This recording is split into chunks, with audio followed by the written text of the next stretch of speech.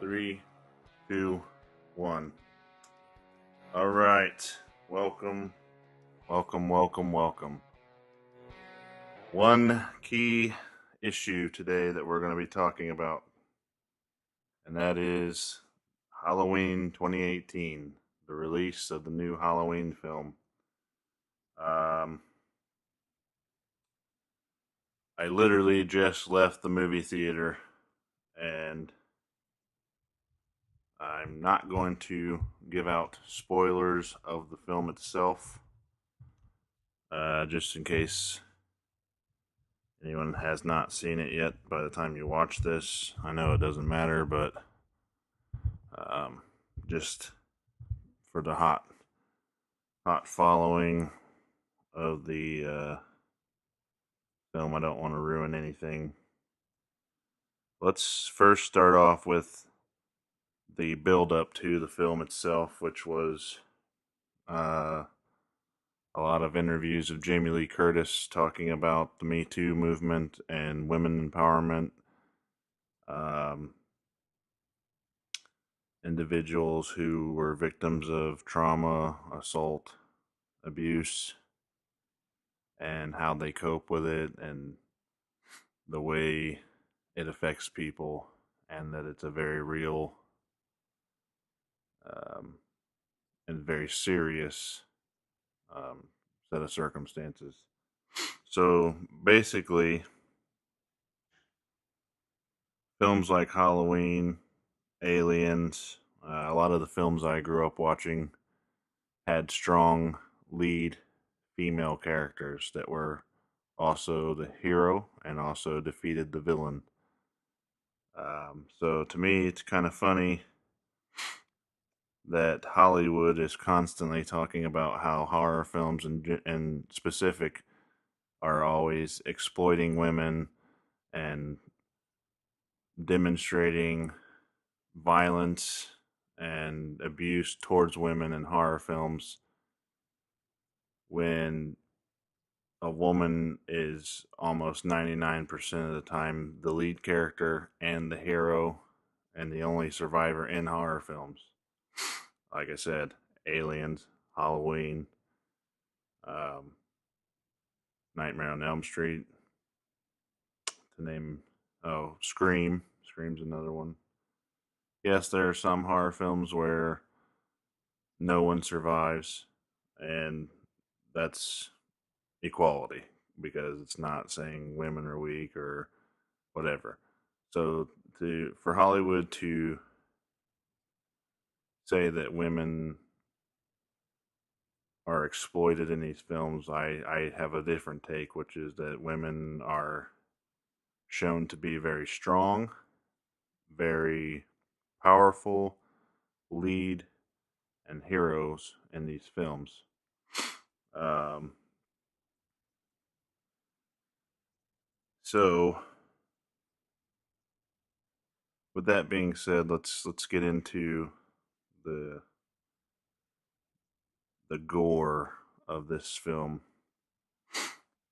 Let me first start out by saying the problem with anything after the original when it comes to a film like Halloween is that there are certain plot points and storylines that have to be explored that are not new.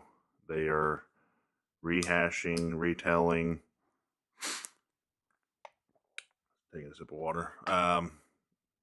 Just things that are not going to surprise you at all, and that is the opening of this film. There were new elements, and I think that helped with the film, but there were just certain things you knew were going to happen that had to happen for the story to move along, and therefore not a surprise. You're not going to get the jumping scares out of it because you know it's going to happen. And there's a few scenes early on that you just expect because you know Michael has to escape somehow. Michael has to get the mask and the mechanic's outfit.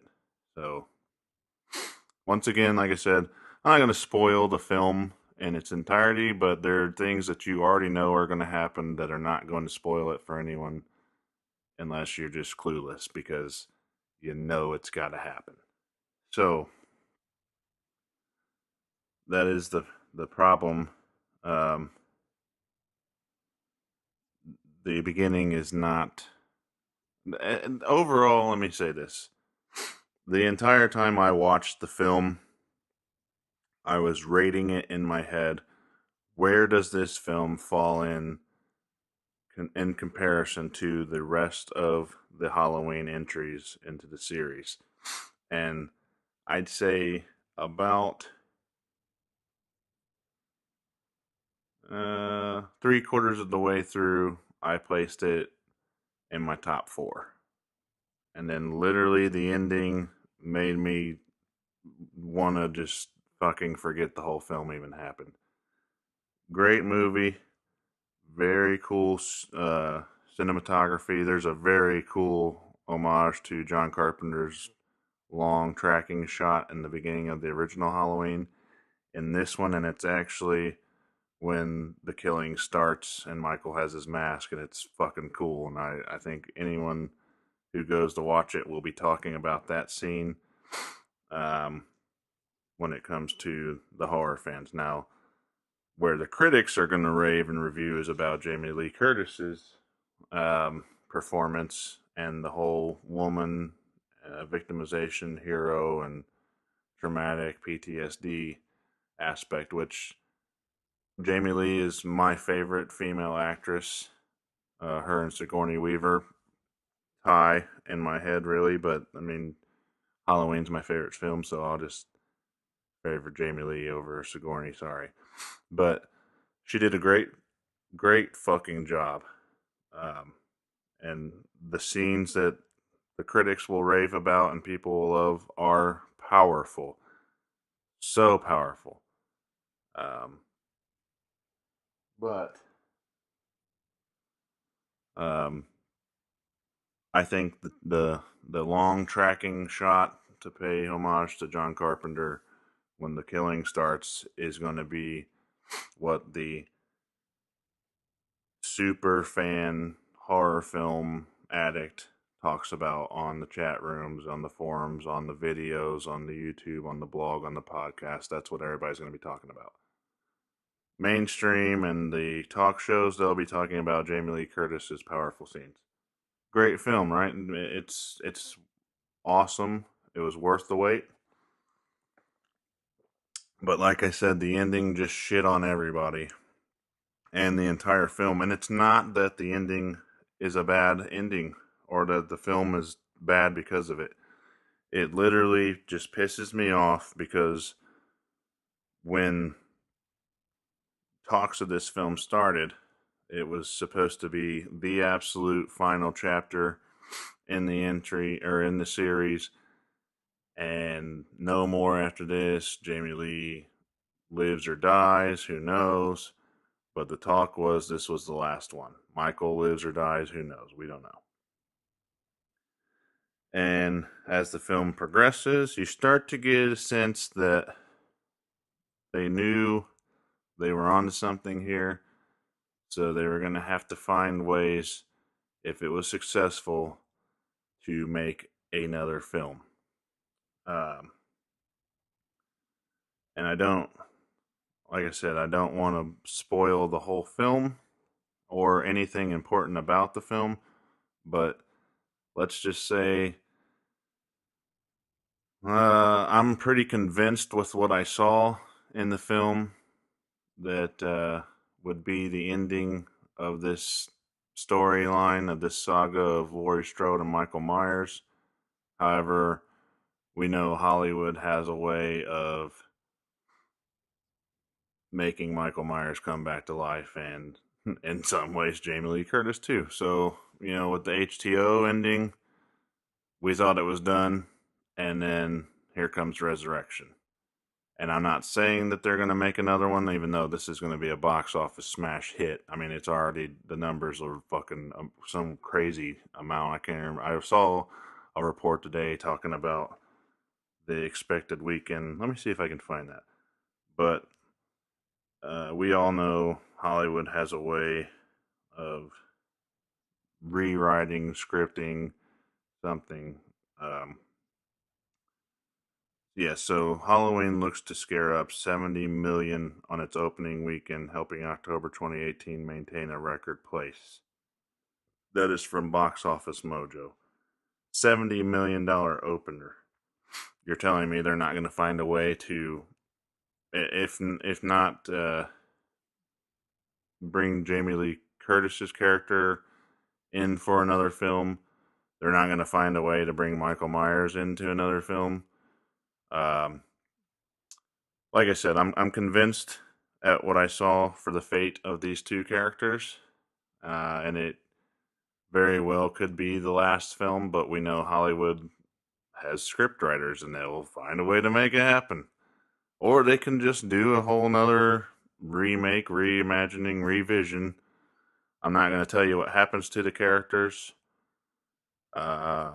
until everyone's had a chance to see the film, but just know that what I saw, I'm convinced that this could be the end for both of them, or they can find a way to make another movie. That's all I'm saying. Um, let's talk about. Um, I'm gonna run through my head here for a minute and tally up the kills for this one. One,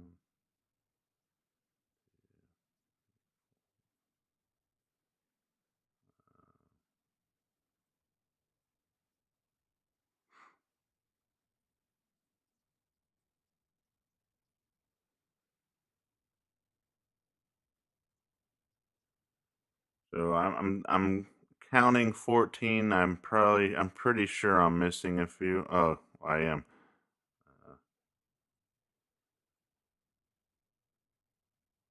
Uh, I think 16 or 17 for sure. I could be missing some, and then there's numerous scenes.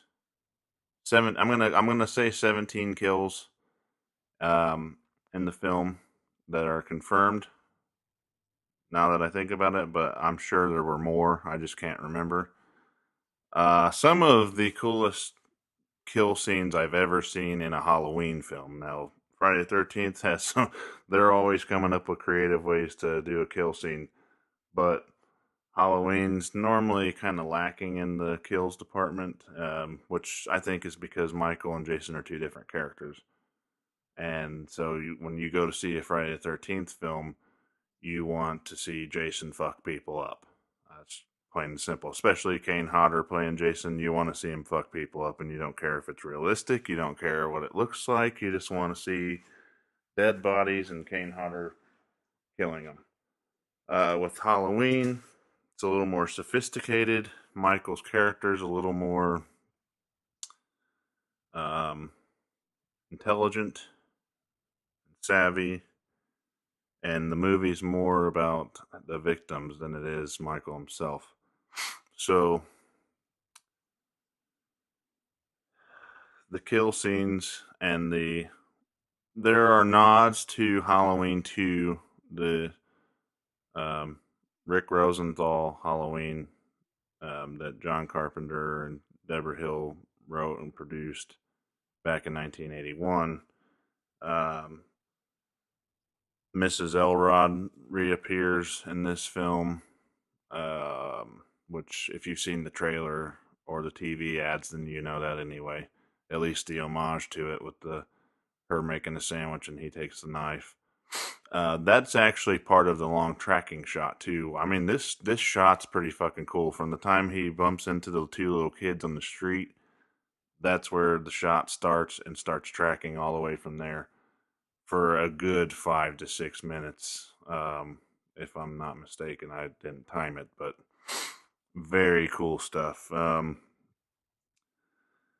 Let's talk about some more of the social aspect of the film. I thought there was a lot of how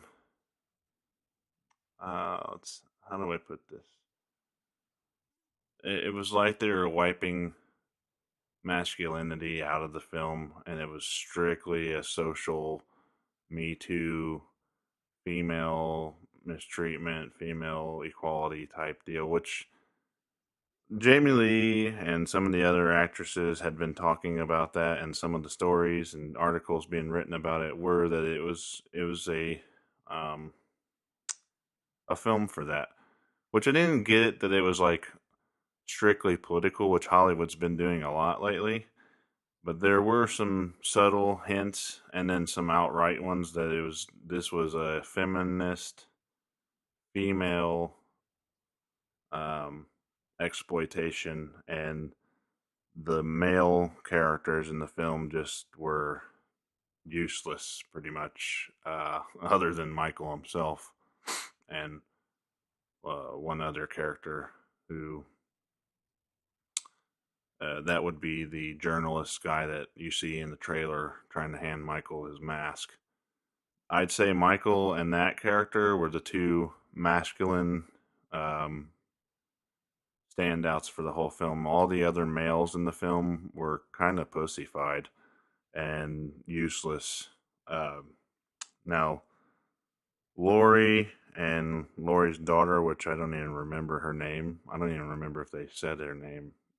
Yeah, they did, but I just can't remember what it is right now. And then Lori's granddaughter uh, were the strongest female roles. Now, there's the babysitter. If you watch the trailer with the little kid who says his closet's open or his closet won't shut or whatever, she actually was a strong female character too, but she's just a minor role. I mean, you don't, after that uh, scene and everything, you don't really see the little kid or her again. They didn't even tell you what happens to them. So, um, I think overall masculinity was, unless you count Michael Myers, which it's kind of sucky because the main masculine character. Oh wait, it's Hollywood. Never mind. What am I thinking? That's the point.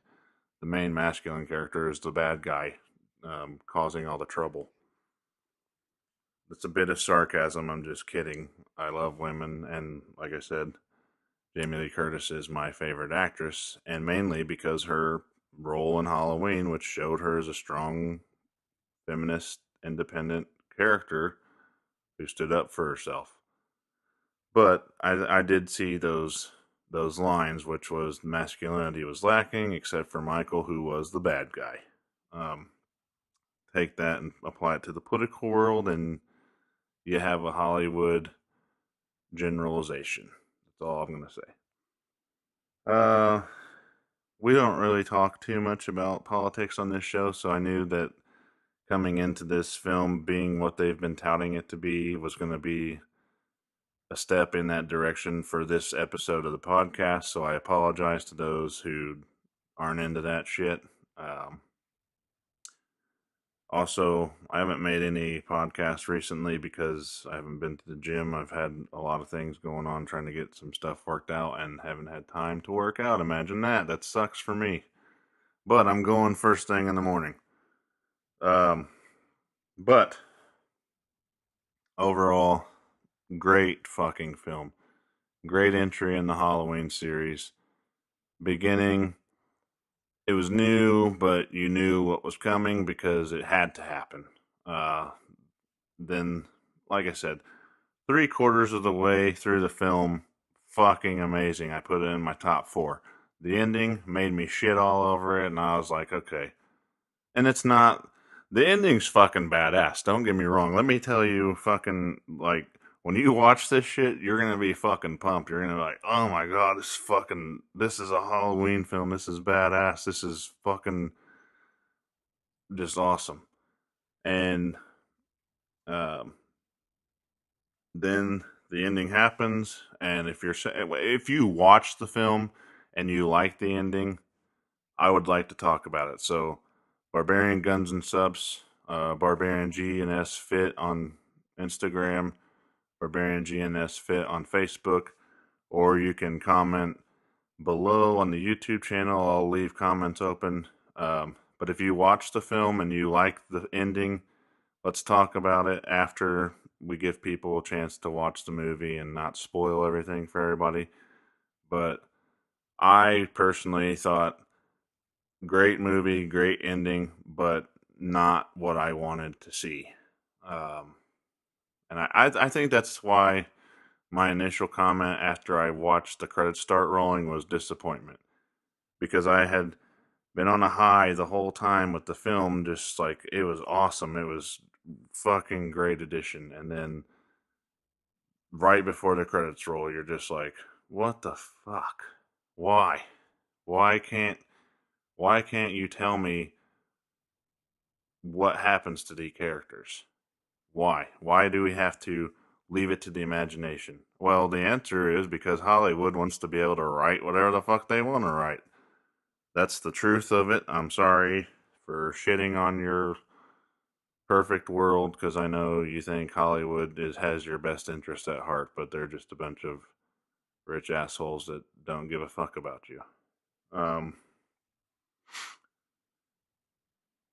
so, uh, just it's great. I'm probably going to watch it again soon before it leaves theaters, but I will own it when it comes out, and I rate it. And let's just go through the ratings here, because I read an article the other day, and it was experts, in quotations experts, because most experts are idiots, ranking the Halloween films, and I actually agreed with most of what was said. I had switched some things around. Let me see. I commented on that shit the other day. I'll see if I can pull it up, and we'll just talk about it straight from what I had written. Um, but it was actually a very good article, and I agreed with a lot of the placement for films. Here we go. All 11 Halloween films ranked. It's on Variety.com, and says all 11 Halloween movies in the franchise ranked by Matthew Chernov. I apologize if I butchered your name. Um, so in this ranking, they tell you the order from worst to best, and they give a short description, which I won't read the descriptions. If you want to read the article, I can post it on the link down below. But for number 11, they had Halloween Resurrection. That's the one where the kids go and meet Buster Rhymes and go to Michael's house and do a online spend the night in the house and look for clues. When it came out, I thought it was amazing, and it had Jamie Lee Curtis in it. Excuse me, in the beginning.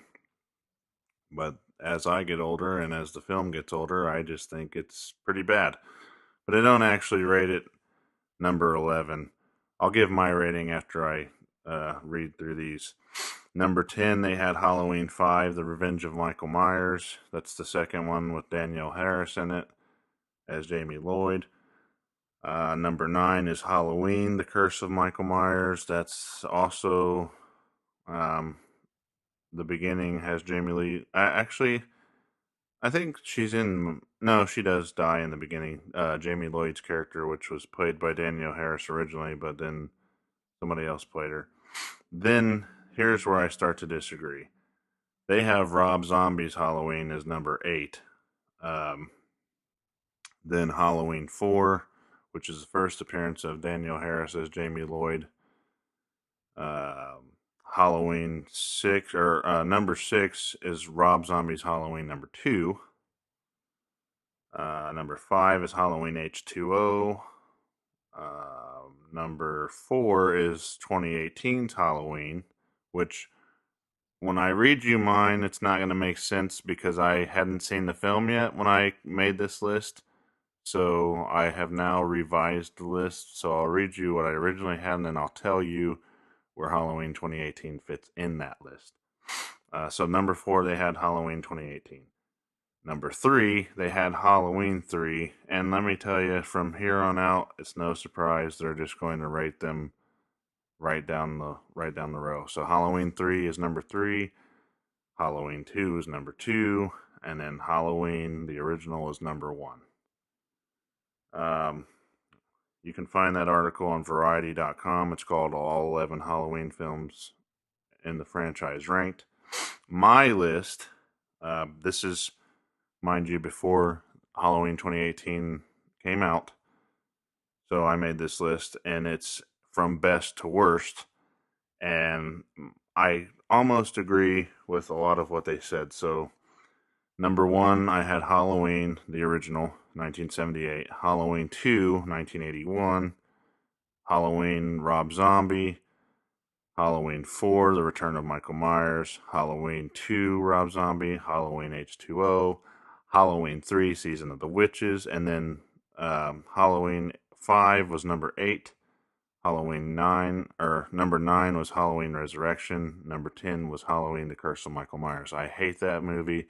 It has Paul Rudd in it, but even Paul Rudd was young and it couldn't save it. So now, seeing Halloween 2018 and being able to rank it with the rest of the franchise, I had Halloween 1 and Halloween 2 is 1 and 2, and then I had Halloween, Rob Zombie's Halloween is number 3. After number 3, I'm going to move Halloween 4 down to number 5 and put Halloween 2018 as number 4. So my list almost runs concurrent with theirs, except for they had Season of the Witches in number 3 slot, and I have Rob Zombies in number 3 slot. So I think the new Halloween is in the top 4. Like I said, the ending hasn't changed that for me, but it definitely is a wonderful addition to the franchise, and I suggest you go watch it. But there were some things in the film that pissed me off. Mainly, um, there were like Laurie Strode is this traumatized, victimized alcoholic. Her life's in shambles. Prepper. She kind of plays like a redneck prepper, anti-establishment. Um, let me say this. I feel like her character and her daughter's character were a battle of Republicans and Democrats in today's climate. And I'm not going to get too political, but just let me. The daughter is afraid of guns. Doesn't want to have anything to do with guns. Doesn't understand. I mean, she has to understand what her mother went through because it's a lead part of who she is, and they talk about it a lot in the film. But the daughter just seems to be very anti-gun. Um, just it's I don't know. Jamie Lee's character, on the other hand, is this Hollywood's version of what a conservative would be if you want to put them in that terms. She's a prepper. She has built this. Her house is kind of like what's that movie where the house kind of is alive or rooms open? I think it's House on Haunted Hill type deal. Her house moves and changes, and she has all these like secret weapons and doors and windows and shit, and like has her own gun range on her home. It's pretty fucking cool. She was ready to do work. Let me tell you, she had some fucking a heavy arsenal in her basement. Was carrying a gun and a hunting knife on her the whole time. She was ready to put in some work on Michael Myers, and I don't think he was expecting it. There is a new Dr. Loomis, and he's not called Dr. Loomis. I don't remember the guy's name. Santana or something like that. I don't remember. But he is obsessed with Michael Myers. He's obsessed with Dr. Loomis's work. And he is Michael's doctor at the sanitarium, at Smith Grove Sanitarium. And when they're transferring him, he wants to ride along with Michael on the bus because it's his doctor. Now, I'm not going to tell you his fate or what happens to him. Let me just say that he's Michael's doctor, and he plays kind of the same role that Sam Loomis played in the original Halloween. Sam Loomis is Michael's doctor in that, and of course, it's played by the great Donald Pleasance, who has passed away and deceased. Which Dr. Loomis's character is a pivotal part in the original Halloween, and so this character here, this new doctor, he plays a substantial role. Once Michael breaks free and gets out, the doctor has some dialogue with the sheriff, who was one of the sheriffs in the original Halloween. I don't know if he was actually played by the same character. I should look that up, um, being that I'm a Halloween nerd, but I just haven't had time. I've been busy, I said. But so they're having a conversation in the car, and he says something very interesting that I, if you watch the film, you can see it before they even tell you that. But I was like, it was cool to see it and hear it put in words later on, and like, yeah, it's fucking, I was right. I'm not a dumbass. I know what the fuck I'm talking about, and I didn't take psychology. But the doctor talks about um, seeing, he wants to know how Laurie Strode feels and understand, but he also wants to know and understand how Michael Myers feels. And one of the things that's a big plot point in this film is that everyone's concerned with Michael Myers speaking. They want to hear his story. That's the guy trying to hand him the mask in the previews, the doctor. Um, I don't remember if Laurie's character says anything about it, but a main pivot or focal point of this film for the authorities in the movie are they want to hear Michael Myers talk. They want to hear his story, mainly because he doesn't fucking talk. Um, so the doctor and the sheriff are having a conversation, and he says that it's interesting to see the shift between. I don't want to misquote it because I don't. You need to see it; it's powerful. But he says something along the lines of a role shift, which is another ding, ding, ding, ding, ding. Me Too, feminist, masculine battle. Like I told you, Michael's the main masculine character in the movie and one of two, and he's the bad guy. Um, and they talk about role reversal, which there's a lot of role reversal in the film, male and female role reversal in the film and other characters' lives in this story. Um, but when the doctor blatantly points it out between Michael and Laurie, it's like, we know what the agenda is. And I'm not saying that that's a bad thing. It's a great film, and I love the film. I love what they're saying, what they're doing, and it's true. There are bad people, bad men. This film was a good way to shed light and tell a story about those terrible situations that happen to women who become victims. So I don't want to dismiss that and say that it doesn't happen or that it's not important, because it does happen, and it is important that we find out how to fix it. But isn't it a bit strange that the revenge or vengeance on, and this is societal issue, is that anytime an injustice happens, we instantly think the only thing that can be done to fix it is to turn around and commit that same injustice against the people doing it to us. And so that's what Laurie's character does this whole film is she wants to kill Michael Myers. She wants him to die. She wants to be the one to kill him.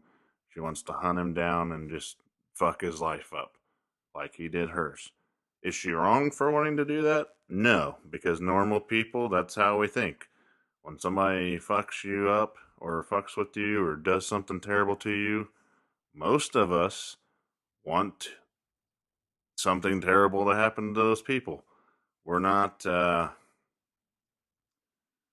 we're not turn the cheek people. I mean, it's just most of us are not. I'm not saying there aren't those people, but most people, if you steal something from them, they want to steal something from you. If you do something to them, they want to do something to you or hope that something happens to you.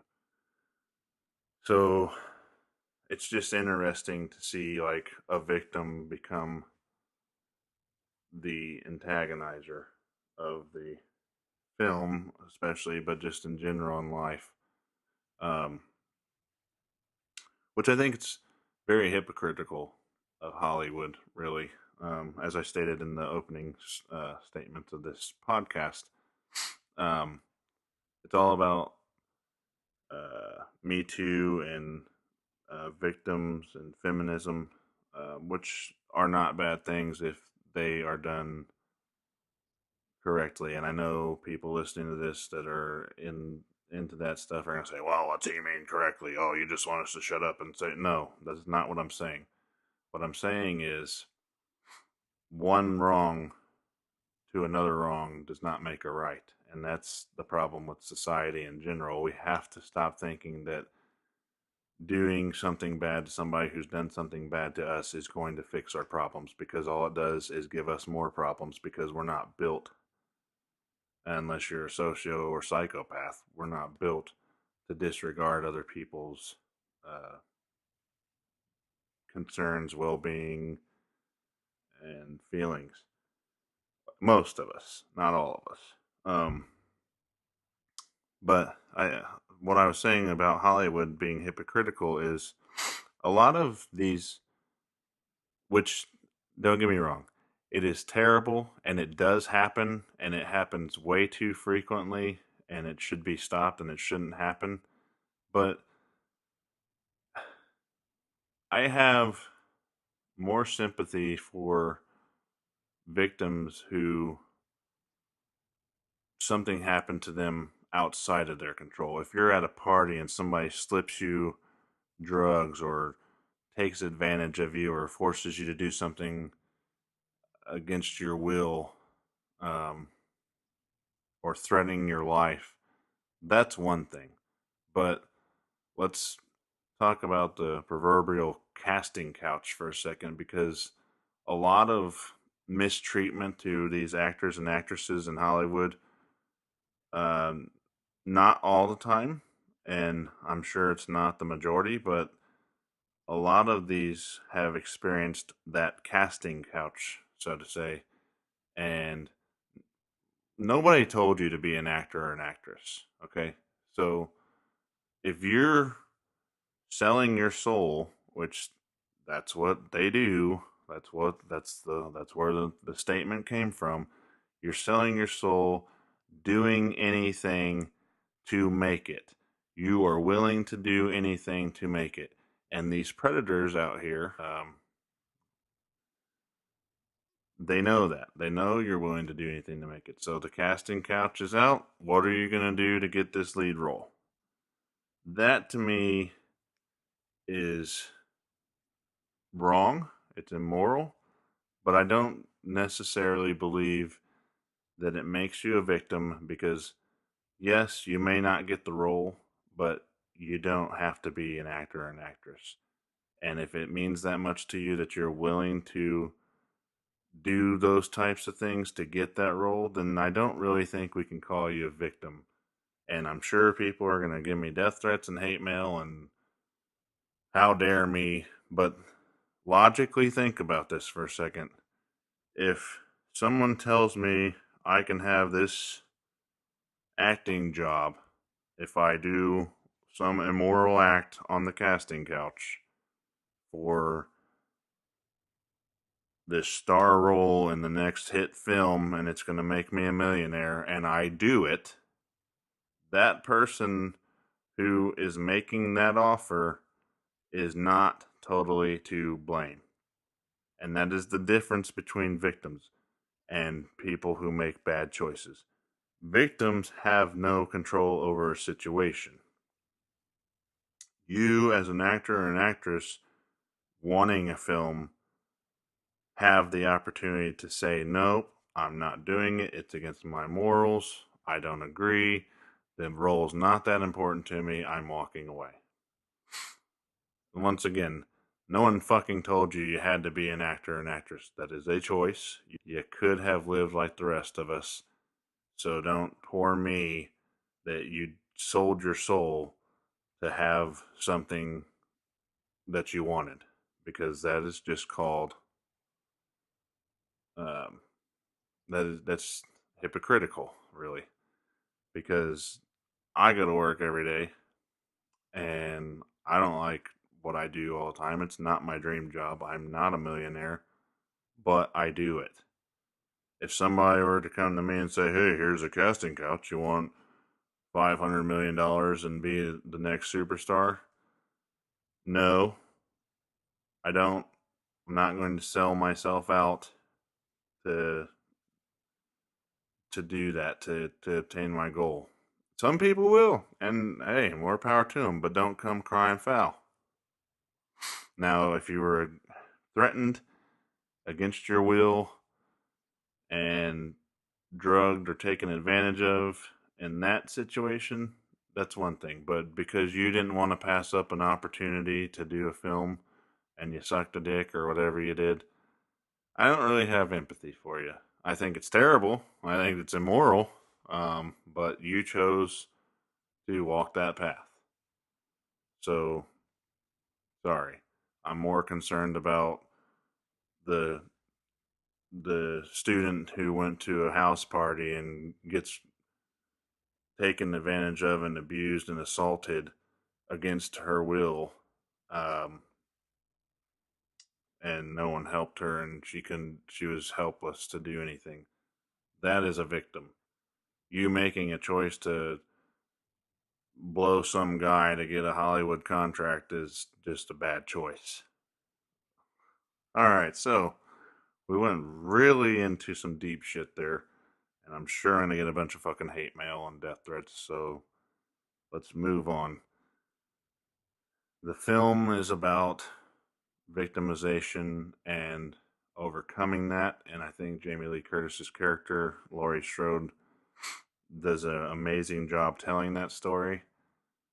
And just overall, it's a great film. I think it's something to be proud of, and it does tell the story of the Me Too movement like they said it would.